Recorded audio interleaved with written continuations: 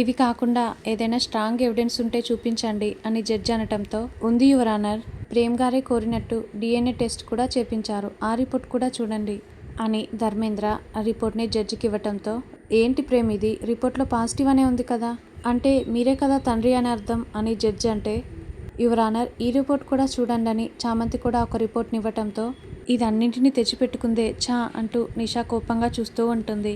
ఇదేంటి, DNA test చేస్తే report ఒకటే రావాలి కదా, వీళ్ళకి పాజిటివ్ రావడం ఏంటి, మీకు నెగిటివ్ రావడం ఏంటి అని జడ్జి నిలదీస్తూ ఉంటాడు.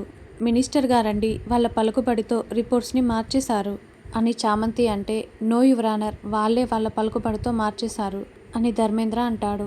తర్వాత నిషా వాళ్ళ డాడీ కళ్ళు తిరిగి పడిపోమని నిషాకి మెసేజ్ పెడతాడు. ఇదేంటి డాడీ పడిపోమన్నాడని నిషా ఎందుకని వాళ్ళ డాడీకి సైగ చేస్తూ ఉంటుంది.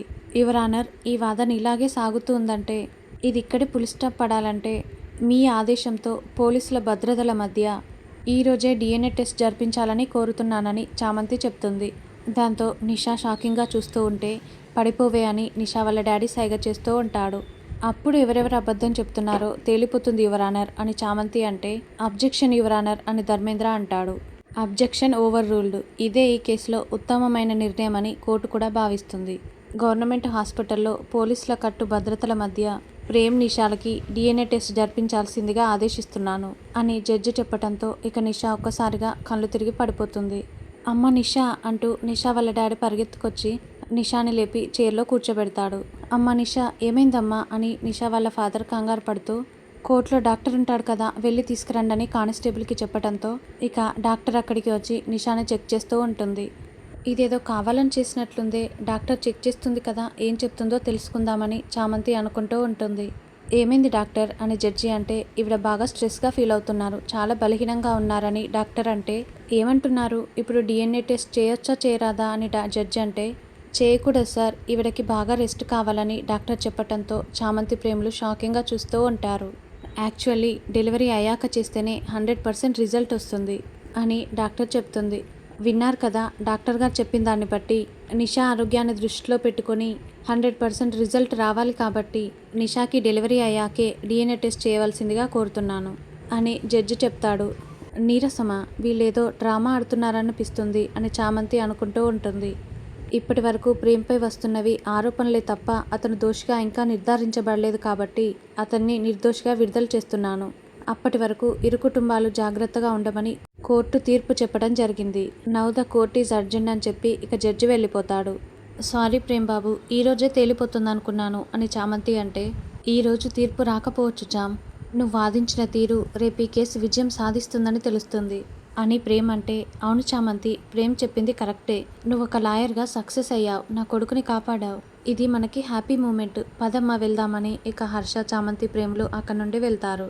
డాడీ ఎందుకు నన్ను కళ్ళు తిరిగి పడిపోమని చెప్పారు, డిఎన్ఏ టెస్ట్కి వెళ్ళినా కూడా ఆయన దృష్టిలో ప్రేమే నన్ను అనుకుంటున్నాడు కదా, మరెందుకు ఆపినట్లు అని నిషా ఆలోచిస్తూ ఉంటుంది. ఇక చామంతి ప్రేమలు రమాదేవి హర్ష వెళ్తూ ఉంటే నిషాని తీసుకొని మినిస్టర్ వాళ్ళ దగ్గరికి వస్తాడు. మళ్ళీ ఏంటి, ఎందుకు వచ్చారని హర్ష అంటే, మిమ్మల్ని ఏదో అనటానికి కాదు బావగారు, మమ్మల్ని క్షమించమని అడగటానికి వచ్చాను.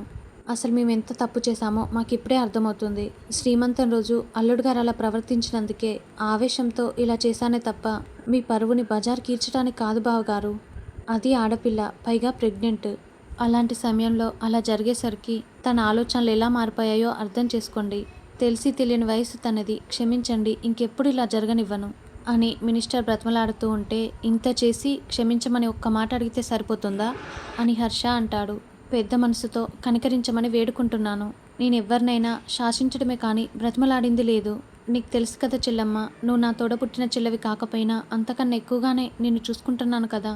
ఇదొక తండ్రి ఆవేదన, ఇది మనసులో పెట్టుకొని నా కూతురి జీవితాన్ని ఎడారిపాలు చేయకని చెప్పు చెల్లమ్మ అని మినిస్టర్ అంటే, ఇంకా ఏం జరగలేదన్నయ్య గారు, మీరేం బాధపడకండి, ఆవేశంలో చేశానని ఒప్పుకున్నారు కదా, వదిలేయండి అని రమాదేవి అంటుంది. ఏంటమ్మా వదిలేసేది, తప్పుడు కేసు వేసి నన్ను కోర్టు చుట్టూ తిప్పించి నన్ను జైలుకి వెళ్ళేలా చేసిన వీళ్ళని వదిలేయాలా, నరం లేని నాలుగుంది కదా అని ఎలా పడితే అలా మాట్లాడితే కరిగిపోవాలా, నిషా ప్రెగ్నెన్సీకి కారణమైన వాడిని కనిపెట్టకుండా నన్ను నిందిస్తూ శిక్షించాలనుకుంటే చూస్తూ ఊరుకోవాలా అని ప్రేమంటాడు. బాబు అలా మాట్లాడకండి, ఏ ఆడది కూడా ఎవరో కారణమైతే ఇంకొకరి పేరు చెప్పదు కదా, దీనికి కాలమే సమాధానం చెప్తుంది కదా, మీరు మాత్రం ఇవేవి మనసులో పెట్టుకోకండి, దయచేసి మర్చిపోండని మినిస్టర్ అంటాడు. దాంతో చామంతి చాలా ఆశ్చర్యంగా చూస్తూ ఉంటుంది. అమ్మ నిషా సారీ చెప్పమ్మా అని వాళ్ళ డాడీ చెప్పటంతో సారీ ప్రేమ్ అని నిషా అంటుంది. ఏయ్, ఎవరికి కావాలి నీ సారీ? ఇప్పటిదాకా ఒక నాటకం ఆడావు, అది ఫలించకపోయేసరికి మరో కొత్త నాటకం ఆడుతున్నారా అని ప్రేమ్ అంటే, దైవ సాక్షిగా అలాంటిదేం లేదు బాబు, మనస్ఫూర్తిగా క్షమించమని అడుగుతున్నాం అని మినిస్టర్ ప్రేమ్ కాళ్ళకి దండం పెట్టబోతూ ఉంటే, ఏం చేస్తున్నారు మీరు అని హర్ష అంటాడు. నాకేం తప్పనిపించట్లేదు బావగారు, చేసిన తప్పుకి ఇది ప్రాయశ్చిత్తంగానే అనుకుంటున్నాను అని అతనంటే, చేసింది చాలు ఇక వెళ్ళండి అని ప్రేమ్ అంటాడు. రేయ్, ఆయన ఒక పదవిలో ఉన్న మినిస్టర్ అయ్యుండి ఇంతమందిలో తన కూతురి కోసం నీ కాళ్ళు పట్టుకోవటానికి కూడా సిద్ధమయ్యారు. ఇంత కఠినంగా ఉంటే ఎలా? ఇది కరెక్ట్ కాదు హర్ష అని రమాదేవి అంటుంది. దేనికి వీళ్ళు మళ్ళీ ఇదంతా చేస్తున్నారు? దీన్ని మళ్ళీ ఇంట్లోకి పంపడానికేనా అని చామంతి అనుకుంటూ ఉంటుంది. ఇంకెప్పుడు ఇలాంటివి జరగవని చెప్తున్నాను కదా బావగారు, నా మాట నమ్మండి. బిడ్డ పుట్టాక DNA టెస్ట్ చేస్తే తెలుస్తుందని మీరే కదా మాటిచ్చారు. జడ్జి గారు కూడా అదే మాట చెప్పారు కదా, ఆ మాట మీదే మేముంటాం బావగారు. అప్పటి వరకు మీరిచ్చిన మాట ప్రకారమే నా బిడ్డను మీ ఇంట్లో ఉండనివ్వండి అని అతను చెప్పటంతో ప్రేమ్ చామంతులు షాకింగ్గా చూస్తూ ఉంటారు. ప్లీజ్ బావగారు అని అతను బ్రతిమలాడుతుంటే హర్ష సరేనని చెప్తాడు. నాన్న అని ప్రేమ్ అంటే, రేయ్, మీ నాన్న చెప్పారు కదా, నువ్వు ఇంకేం మాట్లాడకు అని రమాదేవి అంటుంది. ప్రేమ్, ఇక్కడ ఇచ్చిన మాటే జరుగుతుంది. మన ఇంట్లో నిషా ఉన్నంత మాత్రాన తన కడుపులో పెరుగుతున్న బిడ్డకి నువ్వు తండ్రివని కాదు. బిడ్డ పుట్టాక DNA టెస్ట్ జరిగి అది ప్రూవ్ అయితేనే, లేదంటే తన ఇంటికి తాను వెళ్ళిపోతుంది, అంతే కదా బావగారు అని హర్ష అనటంతో, అంతే బావగారు అంతే, ఎవరి నమ్మకం గెలుస్తుందో చూద్దాం బావగారు. థ్యాంక్ యూ బావగారు, థ్యాంక్ యూ చెల్లమ్మ. అమ్మ నిషా, ఇంటికెళ్ళి బట్టలు తీసుకొని రేపు మీ ఇంటికి వెళ్దు గాని పదా అని అతను ఇక నిషాని తీసుకొని వెళ్తాడు. ఈయనేదో పథకం వేస్తున్నాడు, తెలియకుండా ఉంటుందా, చెప్తా అని చామంతి అనుకుంటూ ఉంటుంది. ఇక నిషా ఇంటికి వెళ్ళిన తర్వాత, డాడ్ ఏమైంది అసలు మీకు? అందరి ముందు కోర్టులో వాళ్ళ కాళ్ళు పట్టుకుంటారా? మీరు సారీ చెప్పిందే కాక నా చేత కూడా సారీ చెప్పిస్తారా? అసలు మీరేం చేస్తున్నారో మీకు అర్థమవుతుందా అని నిషా నిలదీస్తూ ఉంటుంది. బాగా అర్థమయ్యే చేశాను, నువ్వెంత పెద్ద తప్పు చేశావో అర్థం చేసుకునే చేశానని ఇక అతను నిషా చెంప పగలగొడతాడు. నిషా షాకింగ్గా చూస్తూ ఉంటే, నీ ప్రెగ్నెన్సీకి కారణం ప్రేమని అబద్ధం చెప్తావా అని అతనంటే, అబద్ధం ఏంటి డాడ్ అని నిషా అంటుంది. ఇంకా నమ్మించాలని చూడకు అని అతను వీడియోని నిషాకి చూపిస్తాడు. అందులో ప్రేమ్ నిషాని గదిలో పెట్టి బయటికి రావటం, ఆ తర్వాత గుణ లోపలికి వెళ్ళటం ఆ వీడియోలో ఉంటుంది. తప్పు వాడితో చేసి ప్రేమ్నంటావా అని అతనంటే, అది తెలియక జరిగింది డాడ్ అని నిషా అంటుంది. నాకు తెలియకే కదా నువ్వు చెప్పిందంతా నమ్మి రచ్చ చేశాను. ప్రేమ్ని కోర్టు దాకా ఇడ్చాను. ఎక్కడో నాకు సుడుందనుకుంటా, వాడెవడో కానీ దీన్ని నెట్లో పెట్టకుండా కోర్టు హీరింగ్ జరుగుతున్నప్పుడు నాకు పంపించాడు. 50 లక్షలు డిమాండ్ చేశాడు. ఏం చేస్తాం, ఇది పరువుకు సంబంధించిన విషయం కదా, కోర్టు బయటే వాడిని హ్యాండిల్ చేశాను. తప్పు నీ వైపే ఉంది కదా, DNA టెస్ట్ చేస్తే దొరికిపోతావని కళ్ళు తిరిగి పడిపోమని చెప్పాను. ఆ డాక్టర్ని కూడా ముందే మేనేజ్ చేసి పెట్టాను. నువ్వు చేసింది బయటపడితే నా రాజకీయ పదవి పరువు ఎక్కడ పోతుందేమోనని ఇదంతా చేయాల్సి వచ్చింది. చీ, నువ్వు ఇలా చేస్తావని అనుకోలేదు అని ఇక అతను నిషాని తిడుతూ ఉంటే, చెప్తున్నాను కదా డాడ్, అది కావాలని చేసింది కాదు, నాకు అసలు అప్పుడు ఏం జరిగిందో తెలియలేదు డాడ్, తర్వాతే తెలిసిందని నిషా అంటే, అప్పుడైనా నాతో చెప్పొచ్చు కదా, నేను వాళ్ళని అన్ని మాటలు అన్న తర్వాత నా కూతురు తప్పు చేసిందని చెప్పలేను కదా, అందుకే నేను నా ఇంట్లో ఉంచాలనే, ఆ ఇంటికి కోడలుగా పంపాలనే, నీ బిడ్డకి ప్రేమని తండ్రిని చేయాలనే ఒక మెట్టు కిందికి దిగి వాళ్ళ కాళ్ళు పట్టుకున్నాను. మరి ఇంకేం చేయను, నిజం చెప్పి తల దించుకోలేను కదా, ఇక మనం ఇలా చేయక తప్పదు, ఇదే కంటిన్యూ అవ్వాలి. డెలివరీ వరకు టైం ఉంది కదా, ఈలోపు ఏం చేయాలో ఆలోచిద్దాం అని అతనంటే, సరే డాడ్, ఈ విషయం అమ్మకి తెలుసా అని నిషా అంటుంది. తెలిస్తే అది గుండె పగిలి చస్తుందే అని అతనంటే, చెప్పొద్దు డాడ్, మన ఇద్దరి మధ్య ఉండాలని నిషా అంటుంది. అమ్మయ్య, డాడ్కి ఎలాగో తెలిసిపోయింది, నాకు ఒక టెన్షన్ తప్పింది అని నిషా సంతోషపడుతూ ఉంటుంది. తర్వాత చామంతి కన్నయ్య దగ్గర కూర్చొని, కన్నయ్య, ప్రస్తుతానికైతే నా భర్తని గండం నుంచి గట్టెక్కించగలిగాను, కానీ పరిపూర్ణంగా ఆ నిషా ఉచ్చులోంచి బయటపడేయాలన్న నా కోరిక అలాగే ఉండిపోయింది. ఆ బాధ ఇంకా పోలేదు, నా ఆశయం నెరవేరలేదని చామంతి పూజ చేస్తూ ఉంటుంది. అప్పుడే ప్రేమ్ అక్కడికి వచ్చి, చామ్, నువ్వు దేవుణ్ణి ఏం కోరుకుంటున్నావో నేను గ్రహించలేనా? నీ కోరికే నాది, నీ ఆశయమే నా ఆశయం. ఇక్కడి దాకా తెచ్చిన దానివి, ఆ నిషా దురాశని నువ్వు ధ్వంసం చేస్తావు, ఆ నమ్మకం నాకుంది అని ప్రేమ అంటే, తప్పకుండా బాబు, నా భర్త ఏ తప్పు చేయలేదని నిర్దోషిగా నిరూపించేంత వరకు నేను పోరాడతానని చామంతి అనుకుంటూ ఉంటుంది.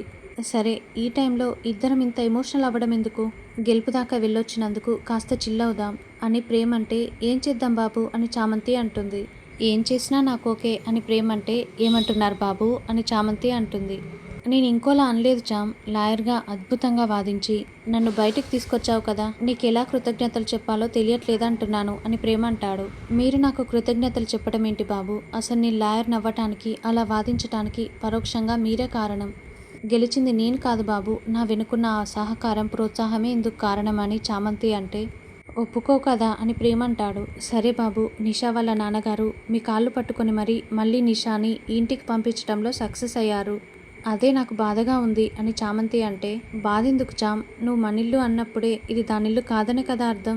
అయినా ఆ దయ్యం మనింట్లో ఉన్నా అది శాశ్వతంగా ఉండదు కదా అని ప్రేమ్ అంటే, కోర్టులో కూడా వాళ్ళు ఏం చేయలేరన్న సంతృప్తి నాకు మిగిలింది బాబు అని చామంతి అంటే, నాకు కూడా నువ్వు అలా వాదిస్తూ ఉంటే ముచ్చటేసింది. సరే థ్యాంక్స్ వద్దన్నావు, మరి ఫీజు ఎంత ఇవ్వమంటావో చెప్పు అని ప్రేమ్ అంటే, ఏంటి బాబు తమాషా చేస్తున్నారా? ఫీజేంటి ఫీజు? గుళ్ళో దేవునికి దక్షిణ వేస్తాం కానీ తీసుకుంటామా?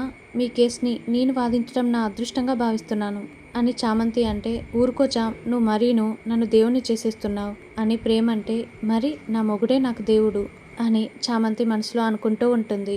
కృతజ్ఞతలు చెప్పొద్దంటున్నావు, ఫీజేమో వద్దంటున్నావు, నన్ను దేవుణ్ణి చేసి గురుదక్షిణలా ఫీల్ అవుతున్నావు. ఎలా చామ్? నీకేదో ఒకటి ఇవ్వందే నాకు తృప్తి కలిగేలా లేదు. నువ్వు చేసిన దానికి నీకేదైనా చెయ్యందే నాకు సాటిస్ఫాక్షనే రాదే అని ప్రేమ్ అంటాడు. మీకంత తృప్తి కలగాలంటే పోనీ అని చామంతి చెప్పబోతుంటే ఇక ప్రేమ్ చామంతి చెంపపై ముద్దు పెడతాడు. దాంతో చామంతి ఒక్కసారిగా షాకింగ్గా చూస్తూ ఉంటుంది. ఇక ప్రేమ్ మళ్ళీ చామంతిని దగ్గరికి తీసుకొని తనకి లిప్ కిస్ పెట్టబోతూ ఉంటాడు.